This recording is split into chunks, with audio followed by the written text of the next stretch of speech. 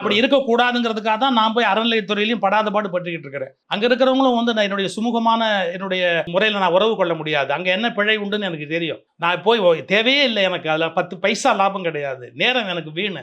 ஆனாலும் அங்க எவ்வளவு நல்லது நடக்கணுமோ அது நடக்கணுங்கிறதுக்காக தான் நான் போய் அங்க உட்கார்ந்து மல்லுக்கு நின்னுகிட்டு இருக்கிறேன். எல்லாரோடையும் போராட வேண்டியிருக்கு. எதுக்கு சொல்ல வரேன்னு கேட்டீங்கன்னா, கோயில்கள சமூக கேந்திரங்களாக மாற்றுவது தான் என்னுடைய வாழ்நாளுடைய அடிப்படை நோக்கம் அது.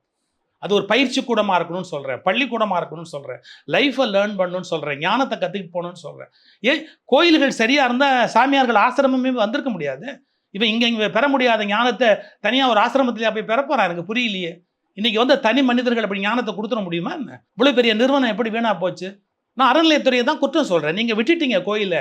அது வந்து ஞானத்தின் பண்ணையாக இல்லைங்கிறேன். அதை எப்படி மாத்தலாம்னு தான் முயற்சி பண்றேன் நான்.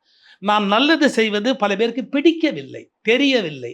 அவர்கள் என்னை பற்றி ஏற்கனவே ஒரு அபிப்பிராயத்தை ஏற்படுத்தி விட்டார்கள்.